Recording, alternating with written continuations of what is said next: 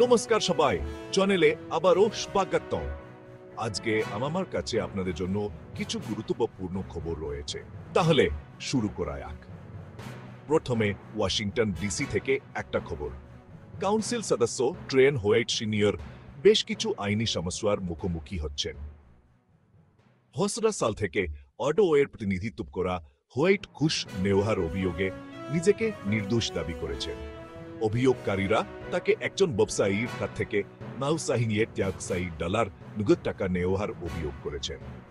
কিসের বিনিময়ে ওই ব্যবসায়ীকে হিংসা বিরোধী চুক্তি নবায়নে সাহায্য করা। এটা তো বিশাল অঙ্কের টাকা। আরো মজার বিষয় হল, অভিযোগকারীরা বলছেন তাদের কাছে হোরাইটের টাকা নেওয়ার ভিডিও প্রমাণ রয়েছে। এমনকি ভবিষ্যতে আরো টাকা নেওয়ার বিষয়ে সম্মতি দেওয়ার ভিডিও রয়েছে। দোষী সাব্যস্ত হলে হোয়াইটকে তার কমিটির চেয়ারম্যান পদ থেকে সরিয়ে দেওয়া হতে পারে এবং এমনকি সরকারি পদে থাকার অযোগ্য ঘোষণা করা হতে পারে। এসো ভারী অভিযোগ সত্ত্বেও তিনি তার পুনর্নির্বাচন প্রচারণা চালিয়ে যাওয়ার পরিকল্পনা করছেন। বেশ সাহসী পদক্ষেপ। নির্বাচনের কথা বলতে গেলে নভেম্বরের বেলটে হোয়াইট তার রিপাবলিকান প্রতিদ্বন্দ্বী নেট ডেরেটস এবং আরো কয়েকজন রাইট ইন প্রার্থী রয়েছেন। এই অভিযোগগুলি ভোটারদের সিদ্ধান্তকে কিভাবে প্রভাবিত করে তা দেখা আকর্ষণীয় হবে। ঠিক আছে, আসুন অন্য একটি শিরোনামে যাক যা বেশ আলোড়ন সৃষ্টি করছে।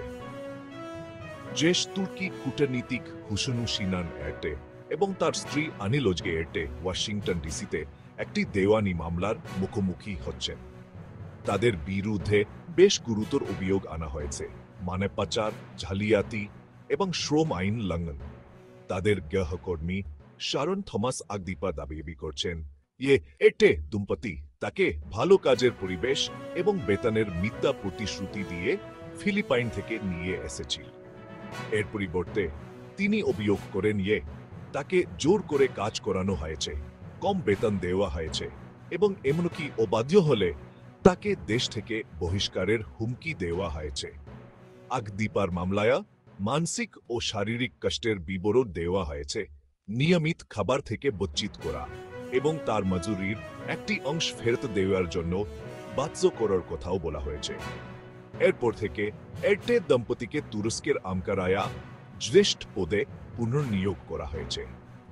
অভিযোগের গুরুত্ব সত্ত্বেও মনে রাখা জরুরি, মার্কিন কর্তৃপক্ষ তাদের বিরুদ্ধে এখন পর্যন্ত কোনো ফৌজদারি অভিযোগ দায়ের করেনি। এই জাহানি মামলার ফলাফল এখনো স্থির হয়নি। এই গল্পগুলি আমাদের দুর্নীতি এবং শোষণের বিষয়গুলির জটিলতা এবং গুরুত্বের কথা মনে করিয়ে দেয় এবং কিভাবে সেগুলি স্থানীয় এবং আন্তর্জাতিক উভস্তরের জীবনকে স্পর্শ করে। এই মামলাগুলি কিভাবে ন্যায় বিচার করা হয় তার উপর নজর রাখা এবং সর্বশেষ তথ্য সম্পর্কে অভিহিত থাকা অত্যন্ত গুরুত্বপূর্ণ। আজকের আপডেটের জন্য এটাই। আপনি যদি এই ভিডিওটি তথ্যবহুল মনে করেন তাহলে লাইক বাটনে ক্লিক করতে ভুলবেন না এবং আরো বর্তমান বিষয় এবং খবরের বিশ্লেষণের জন্য সাবস্ক্রাইব করুন। দেখার জন্য ধন্যবাদ এবং পরবর্তী ভিডিওতে আপনাদের সাথে আবার দেখা হবে। সর্বশেষ তথ্য সম্পর্কে অভিহিত থাকুন, নিরাপদে থাকুন।